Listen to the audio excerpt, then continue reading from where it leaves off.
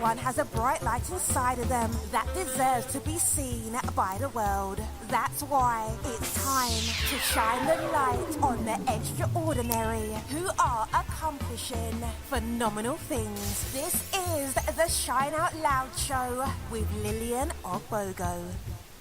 Good evening, good afternoon, good morning, wherever in the world you are. This is another episode of Shine Out Loud Show with me, Lillian Ogbogo. So tonight we're talking to a very powerful woman who is all about building sustainable businesses, helping women of color start up and create sustainable business, and actually helping people not work from that scared place, but do it now. I'm talking none other than the formidable Bayo Adelaja. So join me and welcome this fantastic woman. Hi, Bayo. Hi, hello. Thank you for that. That was very empowering. You're welcome. I'm just glad to have you on the show. Thank you for having me. You're welcome. Now, normally I have people who are TEDx talk givers and they've done a TEDx here, they've done other things. I've never actually had somebody who's been a subject of a TED talk. Yeah, it was a bit wild when I found out about it as well. So I've been trying to find this TED talk that you were a subject of, and I couldn't find details. So pray tell, what were you a subject on? Well, it was a friend of mine, Izzy Obang, the founder of Founder Vine, which I think most people in the UK startup space have heard of by now. She at the time worked at KPMG, and KPMG had a license for a TEDx conference. Right. So she gave a talk about diaspora businesses and the impact that we're creating to make a change in the way that in the narrative essentially. And she used me as an example. So for all intents and purposes, I have been the subject of a TEDx talk. That's really amazing, and that's an incredible opener. But, and when we get past the TED Talk, you were also quoted by David Cameron, but we won't talk about David Cameron right now. I don't know if that's an invitation to elaborate or not. Well, actually, you know what? Let's elaborate, because I would love to know what David Cameron had to say about you. Well, he didn't talk about me, he quoted my work.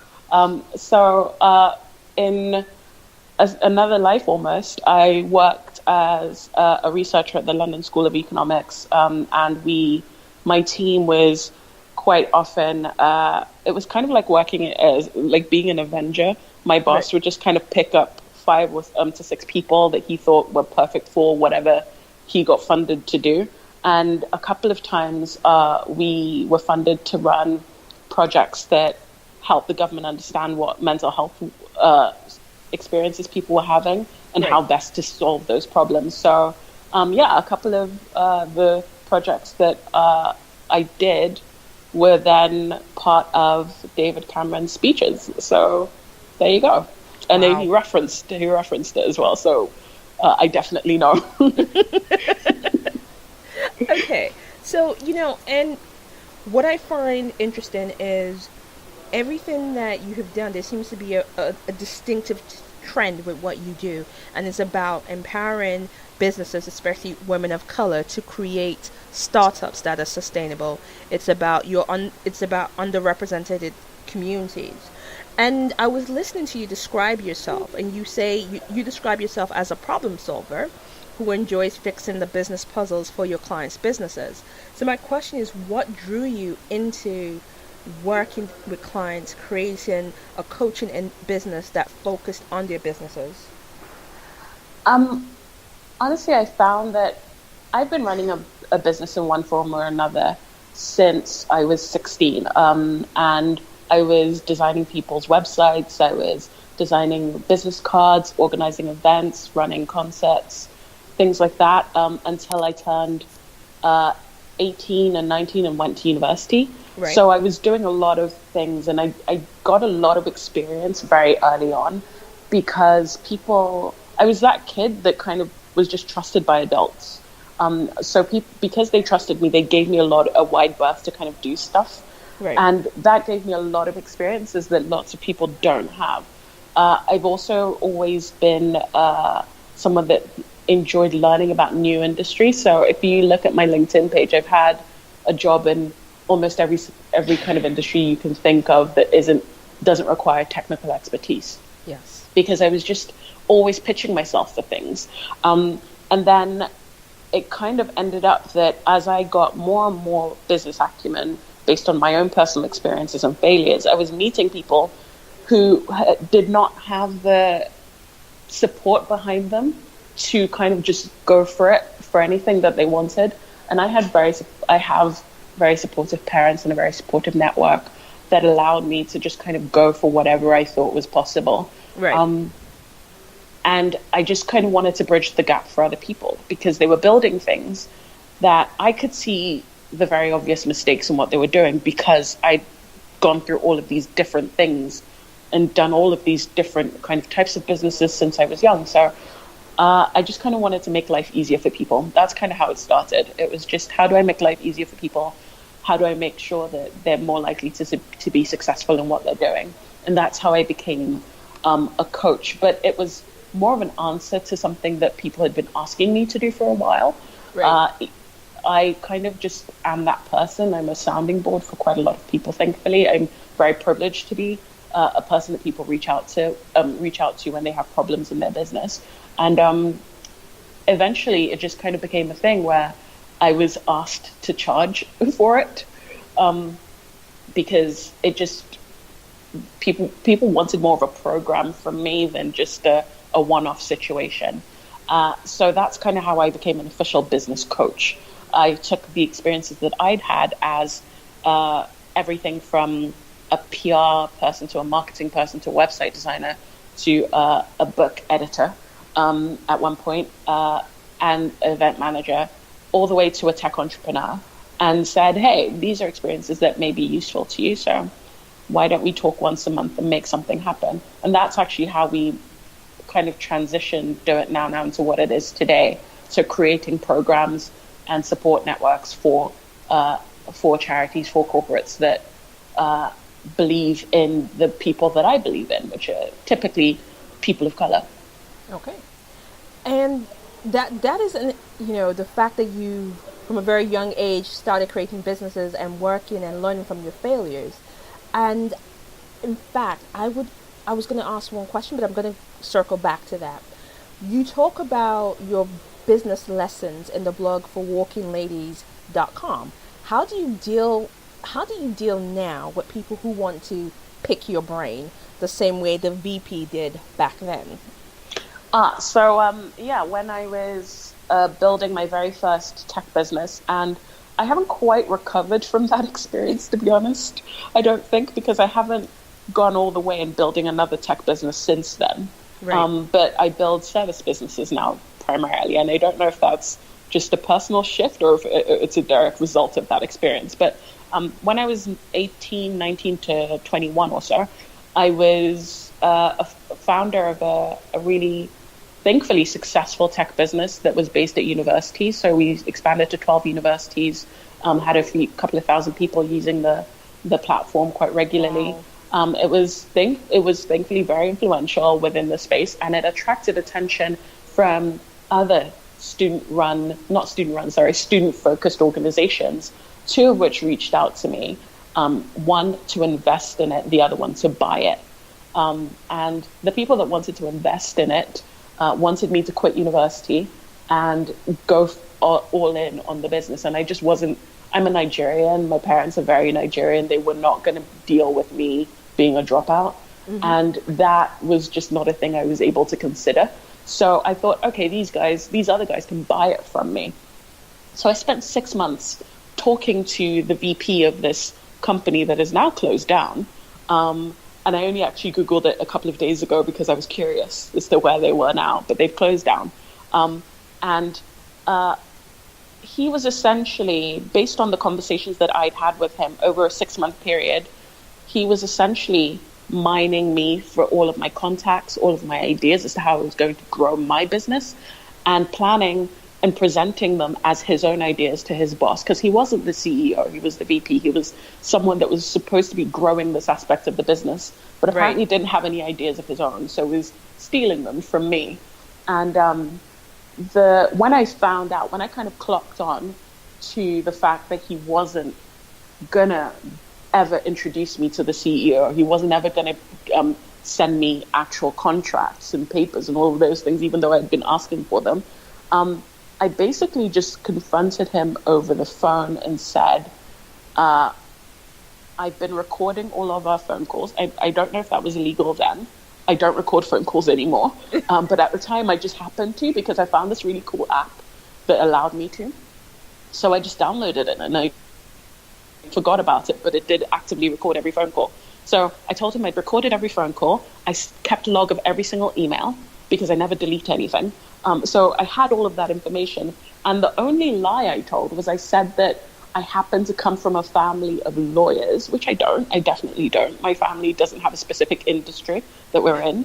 My mother is an accountant. My father is a documentarian. So they couldn't really help in the business world. But I said that we came from a family of lawyers, and I'd spoken to them, and they all assured me that with the evidence that I had, I could sue them. So I threatened them and said that if I ever saw anything that linked to any of my ideas on their product, that I would immediately sue, unless they were willing to pay me or cut me in the share. Now, they were already a failing business. That's why he was so desperate and therefore mining me for ideas of how I was doing so well, so quickly. So after threatening to sue, they fired him, closed that side of the business, never heard from him again. That's kind of it. Like I said, the business itself has now closed down entirely. Well, as our people will say, karma. Yeah, pretty much, right? But it did teach me a horrible lesson. It wasn't really a lesson. It was kind of a scar.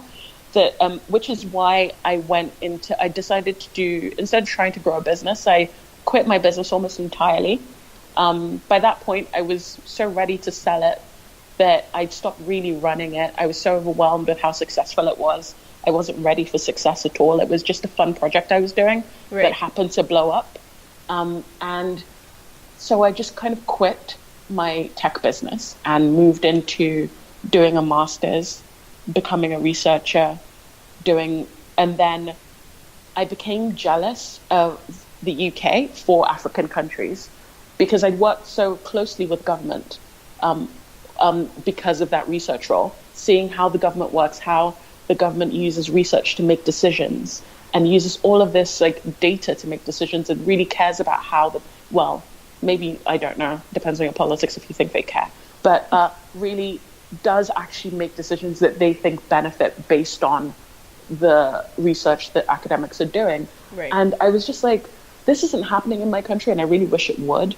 So what can I do right now? And social entrepreneurship was the answer that I found, supporting social entrepreneurs specifically. So at that point, I immediately reached out to Google, who I had no connections with at the time. I'm sorry, I'm kind of just going off on a tangent, maybe. You know what? This is not a tangent. I'm actually in awe of, first of all, your sheer sense of bravado. The fact that this guy, you got to a point when you realized he is not going to do what he says he's going to do. And you had the presence of mind, even by accident or on purpose, to record the phone calls. I love the fact that, hey, you're like, my family are lawyers. A, he couldn't prove it. B, it could have been true, because we know our Nigerian people.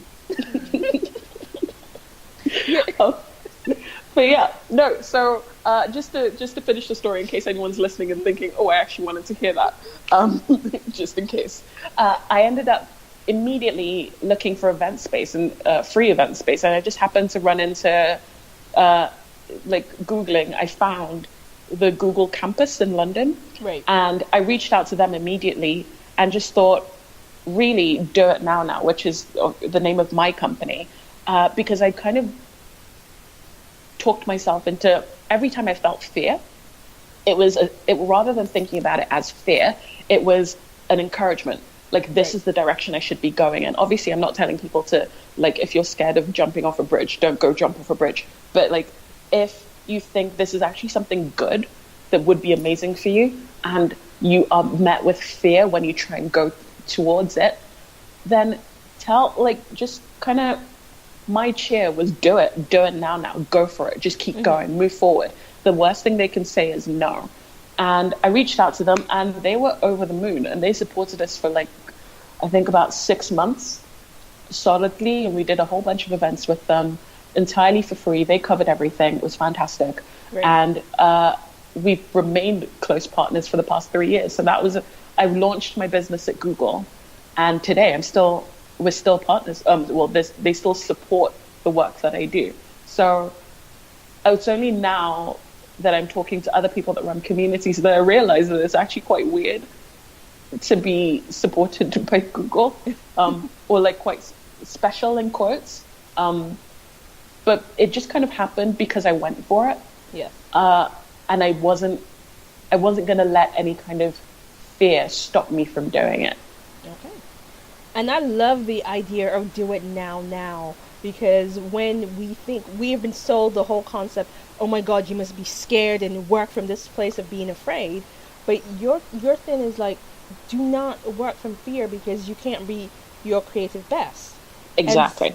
And so my question is, if you find yourself in this scared zone and you're working, you're chucked in your day job and you're in that space, and you find that basically your day flitters between, do I Netflix it all day or do I hide under my duvet? What is the first advice that you give anybody to get them back on track? I genuinely still have those days, so I'm not saying it ever goes away. I recently entered into a project that I've never really worked in that industry before. Right. And my immediate feeling was panic and fear when they said yes, because it was like, oh wow, I have to do this now. Because I'm used to just pitching for things and I don't care if they happen or not. Well, I would like them to happen, but I just go for it anyway, because the worst thing someone can say is no. Yeah. But when I feel panic or feel fear, the first thing I think is why. Why is I'm very introspective, and I think you have to be. If you're going to be an entrepreneur, you have to be able to rationalize your feelings, because otherwise you're just going to be run by them, and you can't do that when you're an entrepreneur, because it's all failure, it's all rejection, it's all trying, it's all grind in the most negative sense most of the time. So you kind of have to be able to cheer yourself up. And the way I do that is by rationalizing it. Why am I feeling this way? What am I going to gain if I go for it? What am I going to lose if I don't go for it? And just kind of thinking it through, like sitting with myself for a day. I give myself time to be afraid as well. Because I don't think you should kind of just brush things under the rug. I used to just kind of go for things even though I was afraid. And I found that the further I went into that area, and the further I thought, oh, this is what I'm doing, even though I think at any moment I'm going to drown. Once I actually had time to think about where I was, I became really overwhelmed with my situation, and it would just paralyze me for weeks on end of just not being able to think it through, not being able to act on anything. I would get scared about sending people emails. I would get scared about growing. I'd get scared about shrinking. The entire thing became a fearful endeavor. The more successful I got, the more scared I became, even though I was still pushing in some respects. So that's when I decided that the best way for me to do things was to just kind of like allow myself a couple of days to be afraid of it, and just recognize that this is a new chapter, that change is coming, and that's fine, but not let myself be ruled by it. You know what? I like this. I like this idea that it's okay to actually embody the fear, allow it to be present and mindful to it, and then go, okay, so this is where we start from. Yeah, exactly that. Okay. And one of your core things is about sustainability and building businesses that are sustainable. And the reason why this is actually, from a standpoint, is is this really possible? Because there's a news report of how major brands in Australia are refusing to sign up to agreements to help create sustainable businesses for people who are producing their products. And I'm like, so is sustainability something that we can actually get where a business sustains all those involved, or is this more of a nice to have? I think as person that is running your own business, you get to set the rules. You get to decide what pace you grow at. I know that the market can change and things can happen and you could boom or you could bust. Yeah. But as a business owner, you get to say, we can handle 50 clients. That sustainability to me is about being able to handle what you've got on your plate and doing it extremely well. Mm-hmm. And saying, I am going to plan for 50 clients because that is what I know my time can handle. If I find that at client 30, we are at, once you've onboarded 30 clients and you're at a rate of onboarding 5 new clients a month, you know that you've got 4 months left of capacity. Mm-hmm. So at that point, you need to start looking for someone else to hire and deciding exactly what you need to do to make sure that you are running a business that is then, when you reach that 50 point, you're passing on the rest of this new hire. So they're also doing the next 50. Right. And you keep growing like that. Sustainability is about understanding where you are, where you need to be, and planning really well for it. Okay, so we're talking about POC women, women of color, whatever term that we want to use at this point. We're talking about women of color, black women, setting up businesses, be it tech and non-tech businesses in London. And there's statistics out there that say that we get the least amount of funding. So my question is, what, aside from the obvious, is getting in the way of us getting the funding we need for our startups? Unfortunately, there is almost next to no research out there about the experience of women of color when it comes to running a business that is supposed to get funding. So specifically, businesses that are supposed to get funding are businesses that are tech-based and primarily can scale and are serving a $1 billion to $100 billion market. Mm-hmm. So it's a very specific type of business that these things are based on. The figures and statistics and all of that are based on. Most women of color don't run those types of businesses because, for the most part, if you're a business owner and you're a woman of color, you're running something because you need that income to pay your bills. You need to be a business owner because no one will hire you because it is. I think it's 17-1 the amount of interviews a person of color has to go on as opposed to a white person before they get a job. So, and it's not an educational level situation. It's not that, because for the most part, I think we know that that people of color tend to be higher educated than white people for the most part. Yeah. So it's not an education thing. It is really just that the people making the decisions as to whether or not to hire you are making a subconscious decision as to whether or not they want to work with you. And I feel I'm probably preaching to the choir, kind of in this conversation, but that's the framework that people are in. So yes. It's not a level playing field. It's not the same thing. So we're not even in the game. So they don't bother counting us in the first place. But when we are in the game, like when we are building the kind of businesses that should get funding, the people that are supposed to be funding us, the people that are making those decisions, again, are making those kinds of subconscious judgments as to whether or not they want to work with you. Because getting funding is almost the same thing as getting a job. This person is saying, I want to be with this person for the foreseeable future. I want to work with them. I want to help them. I want to support them. They have to feel in some way, shape, or form that they think that you are worth their time. And I don't want to sound like a soapbox person right now, but it is that kind of, there is very little worth placed on women of color. when you are outside of the female BAME, women of color, POC space. Mm-hmm.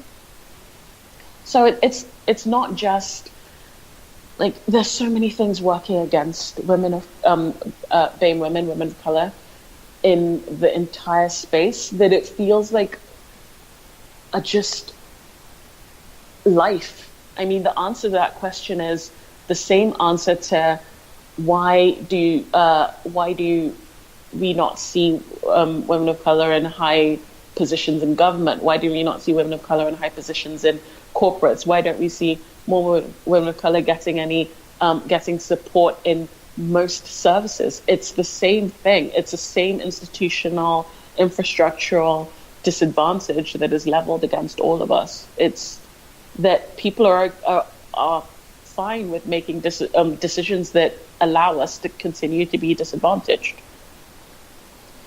And we do not even have the time or the capacity on this show alone to actually discuss what is needed to actually say, let's try and unravel this, because it's not a singular conversation. And the question is, from your point of view, where we are, what can we start doing to actually either build a circular economy that supports POC women in their businesses, or we start creating something to help POC women get ahead? I've been thinking about this actually for a long time, because in the work that I do with Hatch Enterprise, you find that in building the UK's first ever BAME female founder incubator, you find that in those conversations, talking to these women that are building the kind of businesses that should get funding, they're not thinking about funding. They're thinking about building a revenue-based business, because they know that there is a glass ceiling. There is a brick ceiling, in fact, that is above them when it comes to approaching people for funding, when it comes to actually being successful in fundraising. So they don't even think about, for the most part, they don't even think about becoming a funded kind of business. They're building things so that they can be sustainable, livable, doable. And that's fine. That's entirely fine. And I think that's healthy. But unfortunately, if you want to be the kind of business that hires tens of thousands of people, if you want to be the kind of business that really goes for it and is a household name and all of those things, you can't do it off your own back. Like, you have to get funded. So this circular economy that we're talking about, being, I see the merits of it. I see the merits of like creating our own tables and, starting our own accelerators and starting a new infrastructure for ourselves. I see why that's attractive to people, but I don't see it working in the long term, because when you tap into, it's like being part of an old boys club, right? The reason people want their kids to go to Eton, right, is because they know that their kid, even if they, like, I'm talking about like black kids, brown kids, even if they get bullied, even if they get called racist names or whatever when they're there, they still have that name on their CV. Yes, same thing as Oxford or Cambridge or anything. They still have it on their CV. They still have that check mark, because that thing, that intrinsic clout that it gives you in the funding world, it's much more, because you're suddenly surrounded by people who know the founder of Deliveroo, they know the founder of Glossier, they can introduce you, they can help you network, they can help you form collaborations, right? So it's a lot more support that we're essentially, if we create our own stuff and say we're going to stay within our own group alone, we're never going to be able to tap into the resources, the infrastructure, the influence that they have. And I'm not saying we should go in there and allow ourselves to be owned and abused and whatever. But I am saying, I think there's much more worth supporting people of color to become angel investors, because that's definitely necessary. And it's something that will help bridge the gap between where most women of color business owners are right now, which is small businesses looking for some kind of influx of cash. Yes. supporting more people of color to be that influx of cash and help them validate their businesses so that they can be the type of business that says to an investor, I don't care if you believe in this or not, numbers don't lie, right? And then we can still tap into all of the influence, all of the resources, all of that stuff that they've already got. Mind you, this is a very simplistic view of the problem, right? Because we still have to convince them to pay attention to us in the first place. We still have to convince them to let us book the meeting. We still have to convince them to let us even be in the same room. So there is a lot of work to be done, but I think it has to be on both ends. It can't just be us in a corner by ourselves doing our own thing, because they've had this, like, if they've been around doing this, building all these networks for thousands of years, and we start today, we're losing the resources that they've amassed over thousands of years, if you get what I mean. Yeah, I actually did. Or hundreds of years. You actually made a point about, parents wanting their children to go to red brick universities because of the connection it gives them. I remember when I graduated from uni, I was looking for a job, and I was told by a recruiter, and I remember this distinctively, he goes, we will take someone with a third from Oxford, Eton, one of those universities, before we'll take somebody from a first from your university. Honestly, not surprised. I remember Depending on blinking what at him. university you went to, but honestly, not surprised. Well, it wasn't a party university on the edge of God knows where. It was actually a university in London. Unfortunately, it's a former polytechnic that turned into a university. Apparently, in their eyes, it wasn't worth dust. Because when, like, and I've had these conversations as well with recruiters, which is why I say I'm not surprised.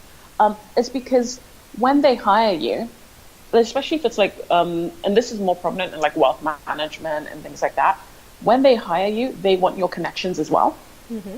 So if you went to exactly to your point, if you went to Oxford and you got a third, you didn't stay in your room all day and get a third. You met people. You had conversations. You went to events. You have this connection now. You have these networks because they are betting on the fact that every single person that went to Oxford that is going to be in high positions in other in other companies that they might want to work with. That personal connection that you have is useful to them. Okay. See? So, yeah. It's all nepotism at the end of the day. Primary, secondary, tertiary nepotism. Of course, and it's ugly, but like you said, we cannot escape it. So, but let's put that conversation on the back burner for a moment, because I want to go into a few other questions. And actually, you said something when you were talking about your lessons about not being ready for success and how that impacted you. So, the question here is, how do you prepare yourself for success, and how do you prepare for failure? That kind of feels like, honestly, goes back to sustainability in terms of my definition of it, which may not be the dictionary definition as I speak about it. I'm like, lots of people have different definitions of sustainability, actually. But I find that, honestly, if you say this is what if you set yourself good goals, and goals are important because you can change them, you can refine them, but you shouldn't set yourself arbitrary targets to those goals. So what I mean is, if you say to be a successful business, you need to have X amount of clients, you need to have this amount of money coming in so that you can sustain yourself, your family, whatever lifestyle that you want to live, then okay, that's great.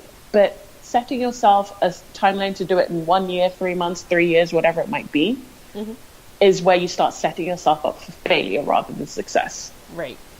My personal goal in life is to not quit. I think failure is quitting. That's why I consider that whole situation with when I was 21, with my first tech business, only tech business really.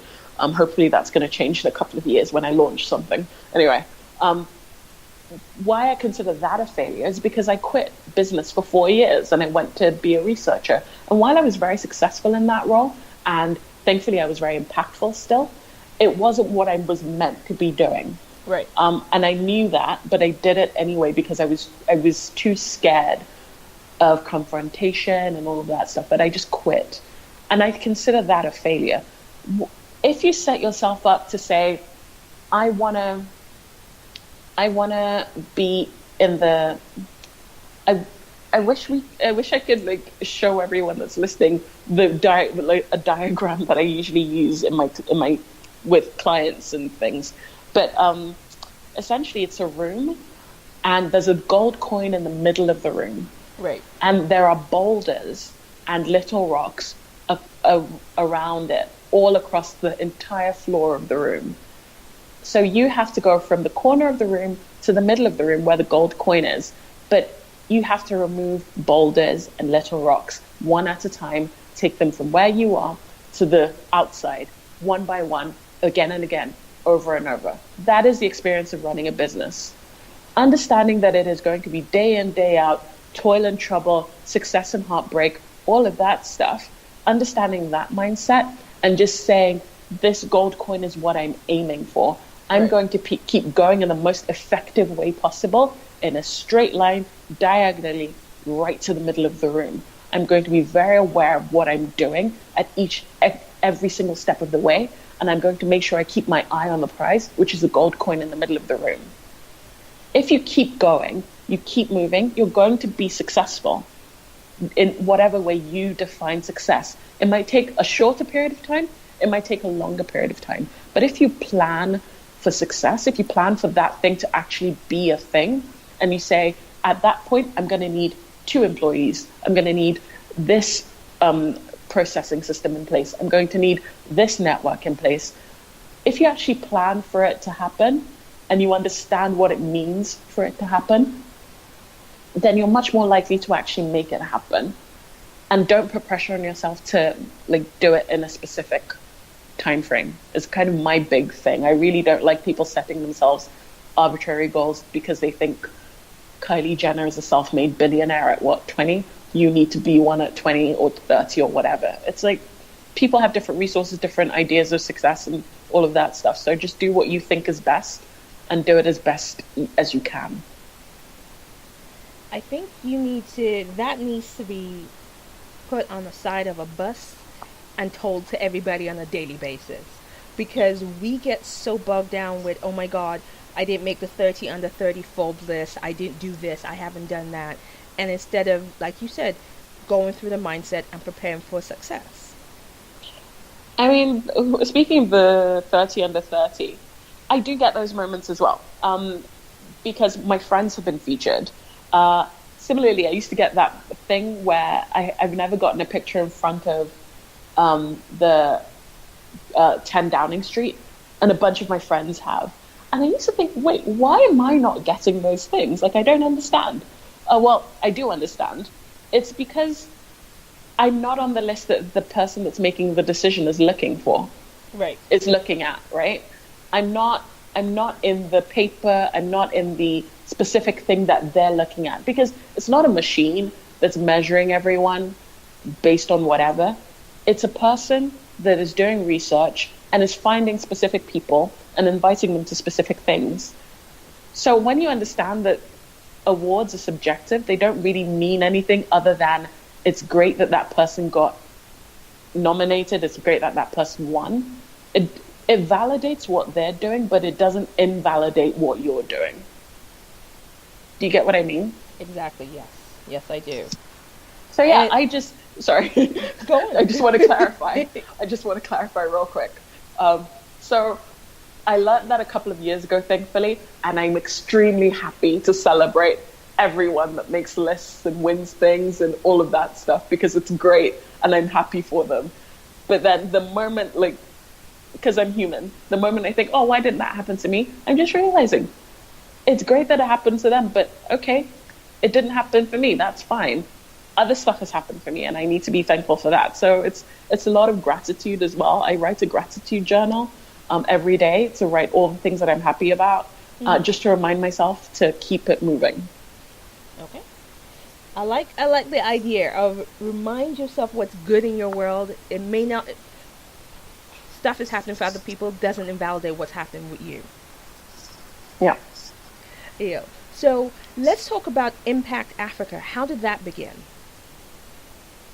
Impact Africa is essentially my response to a lot of the things that I've seen. I wanted to essentially support people to be the change. That's kind of actually the reason I started Do It Now. I wanted to support people to impact Africa.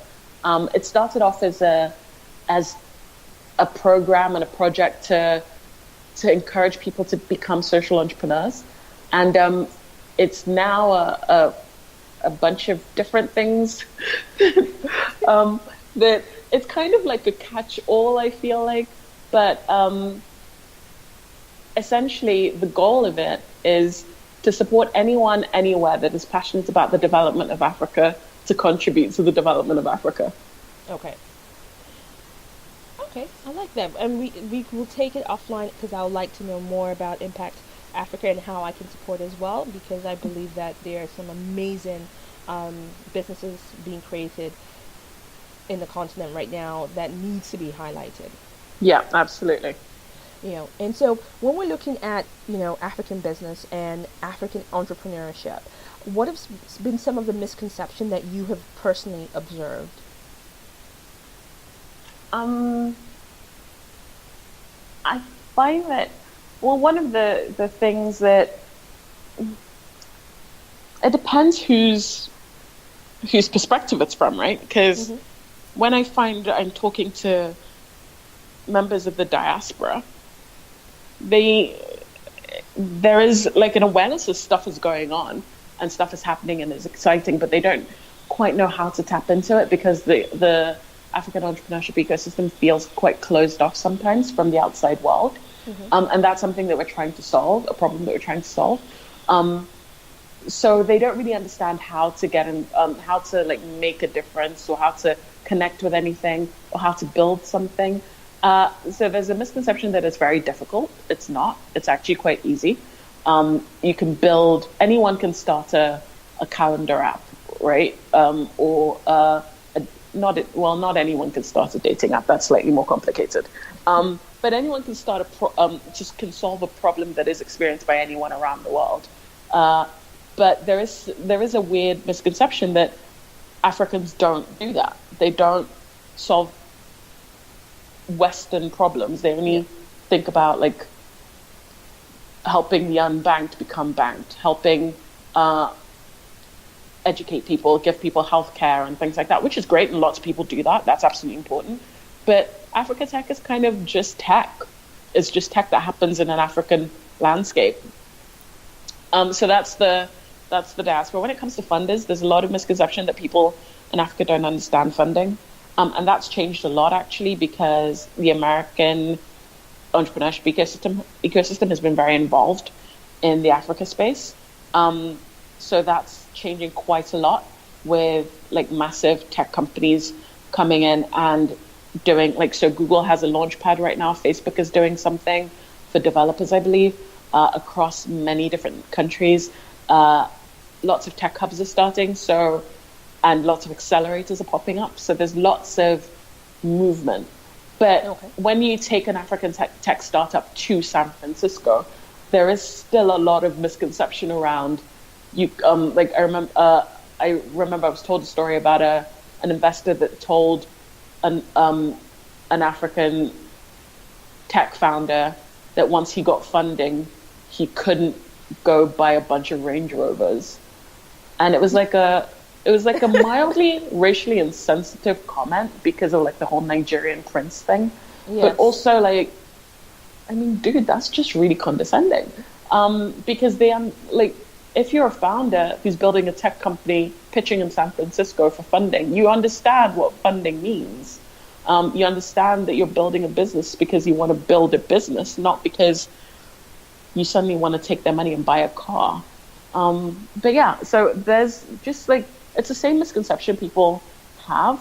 I feel like the tech world, the startup world, is just a microcosm for the racial injustice that we feel elsewhere. It's not really that different.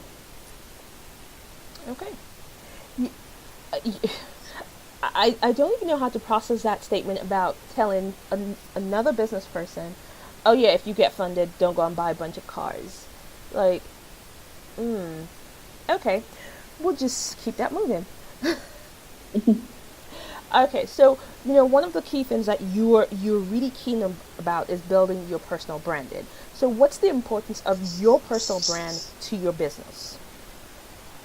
I think it's really important for founders to understand that we live in a new generation, and unless you're willing to use your personal clout to build your business won't grow as fast. It's possible to build your business without your voice, but it's also really difficult. So empowering yourself to understand your placement within your market and utilizing your business brand as well as you as a person, as a representative of that brand, will help you be more successful in a much more tangible way. Because as a person, you have the power to tell your story, and use that as a way to connect with your customers. As just a nameless, faceless brand, you find that people won't connect with you as much, and they will treat you like a corporation. And we all know that once you become a nameless, faceless brand, people don't empathize with you as a founder, right. And they don't recognize that you are struggling with things just as much as they are, and they expect a lot more from you. So it's kind of like that thing of don't be afraid to be a solo founder and tell people you're a solo founder. Don't be afraid to tell people that it is just you working on your business. Because when you're open and honest about your personal experience of your business, people are much more likely to support you and essentially give you a wide leeway to make mistakes, essentially. Okay. And so, and the fact is that then this produces another conversation, because then you have people thinking, to build a successful brand, I need to be an extrovert who is comfortable with sharing myself in that space. What happens if I'm an introvert, really shy? Can I still succeed in building a personal branded business? Yes, absolutely. I don't think it's an excuse. I think it's an excuse. I don't think it's a legitimate problem, because I was bullied for pretty much all of my life, until I was maybe about 20 is when I genuinely stopped feeling like I was being bullied in every social situation. So I grew up with a lot of confidence issues and a lot of insecurities. So I considered myself shy for a very long time. And it was the drive to build my business and be successful and do what I love doing and help people, despite being insecure and shy and introverted and all of those things. I just found ways to do what I love to do in the most comfortable way for me. So at the time, I used to write a lot of blog posts. I would do things like podcasts. So I would do things that didn't require me to be out there. I could just record a podcast in my bedroom and put it out there, and I was still being seen and heard, but I wasn't necessarily doing it in front of a massive group of people. So you just kind of have to figure out what works for you, what is like the lowest hanging fruit that still creates a large amount of impact. If you're being an introvert, being shy, is honestly just a fear of being rejected, in the sense that when it is stopping you from putting your business out there, you're not an introvert, you're just scared of being rejected. A genuinely shy person, it doesn't matter if you're as long as you're in front of a bunch of people doing it. Do you get what I mean? Yeah. Like a genuinely shy person is just scared of being in front of people. And a scared person doesn't want to tell people about their business at all. So okay. if you think about whether or not you're scared or actually shy. Well, that's a good way to actually look at it. And there's so many debates about introverts and extroverts, and there's so many different experts covering that topic. And I think maybe, the question should be, what are you prepared to put ahead of you feeling insecure? Exactly. Does the problem matter enough to you? Yes. And that's honestly, I think it's extremely important to actually care about the problem that you're trying to solve, and be very focused on making sure that you're creating a world in which that problem no longer exists. Because that's the only thing that kind of broke me out of my insecurities around public speaking, around doing things. And like I for a couple of years there, I was running a community around Africa tech startups and social enterprises that had about 2,000 people in it. Not large compared to other people, but for me that was a lot of people to be having to deal with every day. And I was running about 5 events a month, right, in front of people, speaking constantly with a mic on stage. I remember the first time I had to speak in front of 100 people, I refused to stand on stage, and I actually stood at the side of the room and had the entire, like all 100 people shift in their seat so they could see me when I spoke. And I did the entire event from the side of the room because I was so scared to be in front of people. But the fact that I wanted them to have the best experience possible and get the teaching that they needed to get meant that I stood there for I think about 25 minutes. It was my session. I stood there and I just spoke, and I was like, okay, if I can do that, then I can get on stage. And depending on how I'm feeling that day, because I have a number of things that help me, like things that I do, like Superwoman pose and all of that stuff that kind of help me get over. I love the Superwoman pose. I do. Amy Cuddy is brilliant. Yeah, just those kinds of things that help me get over being shy, which is not wanting to be in front of lots of people. I do make a point of arriving early, so the room kind of builds around me, so I don't enter a full room. Mm-hmm. I enter an empty room, and I meet people, and I talk to as many people as possible. Because if you've been nice to someone, even if you're bombing on stage, they're going to smile at you. Right? If you were nice to them before you started speaking on stage, yes, and then you get on stage and you are terrible, they're going to be smiling at you in the audience, and they're going to be cheering you on. And if I'm like having the worst moment where I've forgotten everything and I'm just like standing there terrified and fear, I just look for the person I spoke to before I started speaking, before I got on stage. And I make sure I keep my eye on them until I get myself back to where I was supposed to be. And I over prepare for everything I do. So like I found ways to make sure that I'm the best person possible when I'm standing on stage, even though I don't necessarily like it. Bayo, you know, these tips that you're throwing out, because they are actually very useful, not just for businesses, but in your work environment, if you're having to juggle and straddle those two worlds. Love the suggestions. And, you know, here's my question for you. With everything that you do, how do you manage your time so that you don't burn out? Well, honestly, I have burnt out before. About 2 years ago, I was just completely overwhelmed with everything. And that's how I kind of recognized the things that I was doing. Like I said before, I was doing so much thinking I'm just going to push past the fear without actually dealing with the fact that I was afraid. So in the kind of like, when I finally caught up with myself, I realized I was overwhelmed and burnt out. So I don't want to get back to that space. So I just have routines. I have a very mindful morning. I have a morning routine. I have a nighttime routine. Every day stays in the day. Right. So I wake up.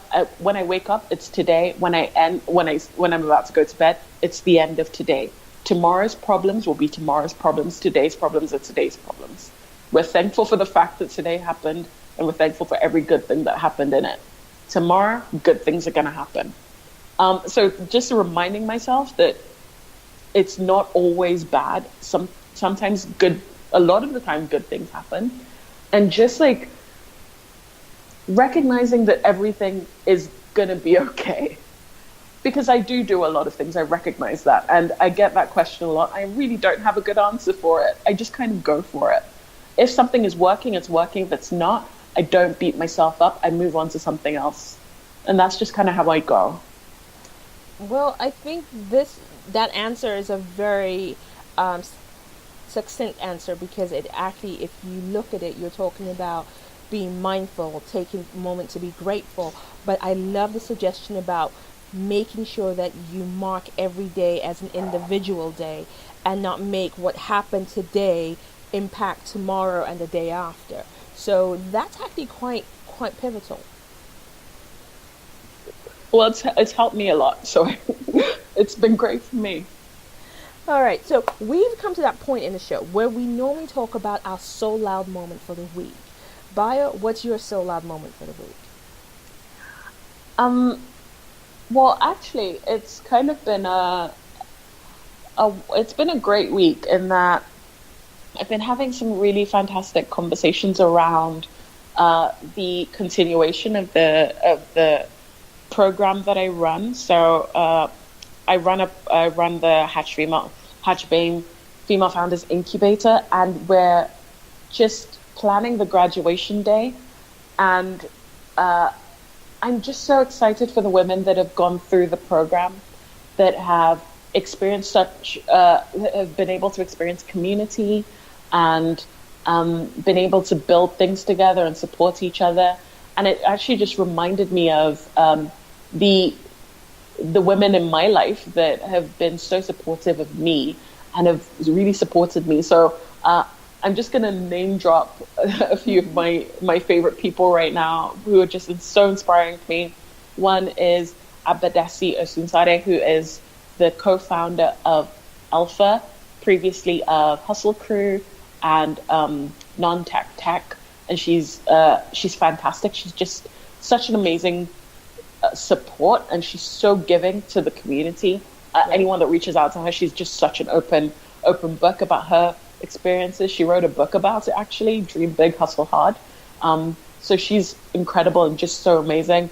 Deborah Okenla, who runs YSYS, is great. She's just really pushed for more equality, more equity around the power and the enfranchisement we have as people of color in the tech space. So the work that she's doing and the ability that she's had to kind of make such waves in such a short space of time is amazing. And then Nancy Adimora, who's the founder of Afrida, who is building a connection for the world to African literature, or literature written by African people. I just love people that have like ideas that are just so fantastic and just go for them. They're such an inspiration to me because they just never give up, and that's who I want to be, and that's who I surround myself with. So today I'm just going to be thinking about them and the kind of support network that we've been able to form with each other, and that the women in the program have been able to form with each other as well. Okay, so all those incredible women and the women who are graduating Hatch deserve a huge round of applause.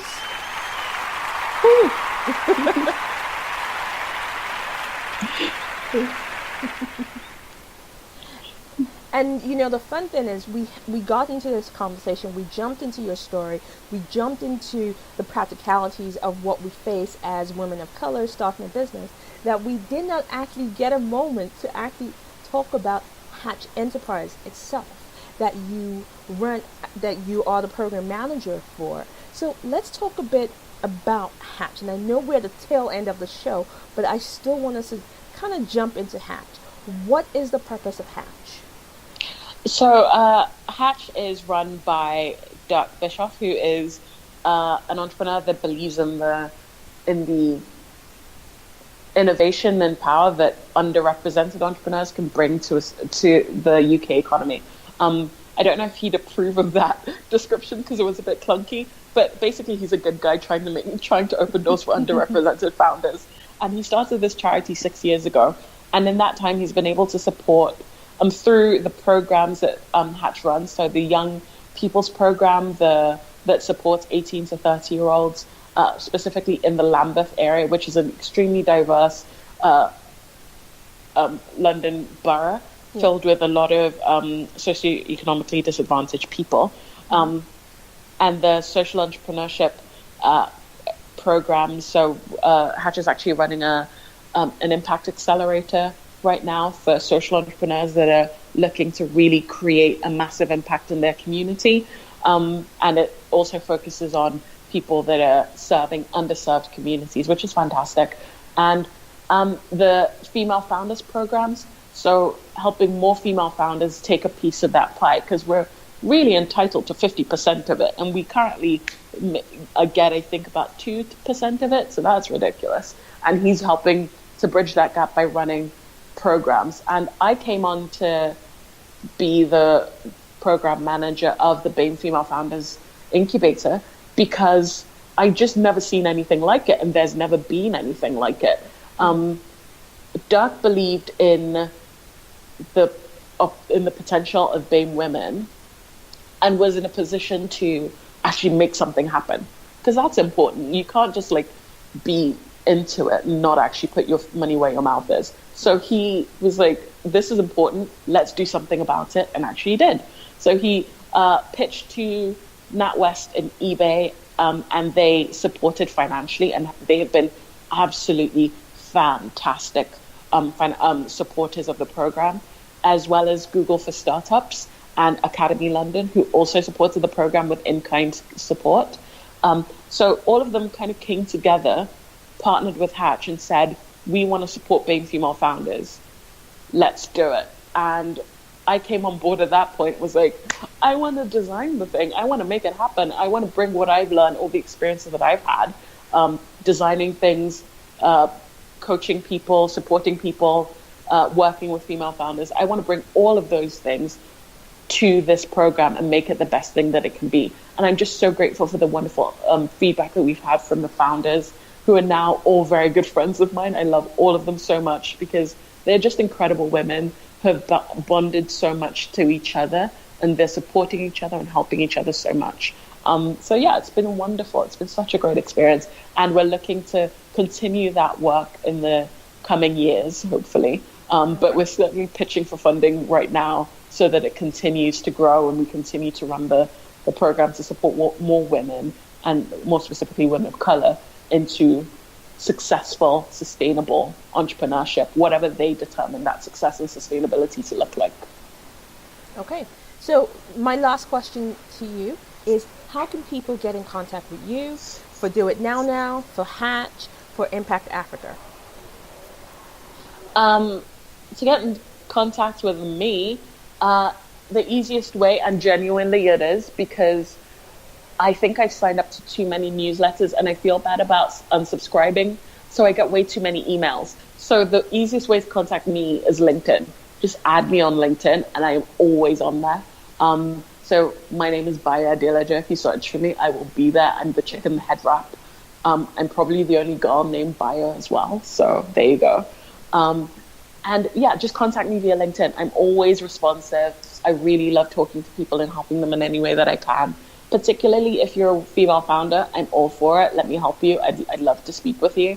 If you want to talk about Do It Now stuff, which is more primarily focused on Africa stuff, then you can email me at bio@doitnownow.com. Like I said, I get a lot of emails, but hopefully I will find it within a day. I'm quite good at emails, actually. I'm not gonna kick myself too much. I'm quite good.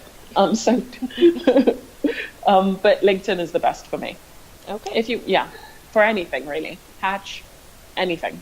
Okay, so folks, you've heard it here. If you want to reach out to Bayo, do it via LinkedIn. She's quite responsive and she will come back to you. Bayo, I cannot thank you enough for being on the show this evening. Thank you for having me. This was an incredibly well-researched interview, I'm not going to lie. There were things I was like, wait, when? When did I say that again? But yeah, this was a test of memory and experience. I'm not... Well, we want to make sure that, we do our job and ask the relevant questions. Yeah. Well, thank you for having me. You're welcome. So, folks, it's a wrap. It's another show has come to an end. You know what to do. If you enjoy the show, give us a 5-star rating on iTunes. Send us a message. You have our contact details. Connect with us and follow on our social media. We are on Insta. We are on LinkedIn, Twitter, and Facebook. And most importantly, if you know an amazing entrepreneur of color who needs to be highlighted, reach out to us and we will have them on the show. So once again, I'm going to say a fantastic thank you to Bayo Adelaja for being our impressive guest this evening. Thank you for having me. I really do appreciate the time. You're welcome. All right, folks, it's a wrap. Bye. Bye. You've been listening to the Shine Out Loud Show. If you want to connect with us or let us know what you thought of today's show, be sure to follow us on Twitter at Shine Out Show.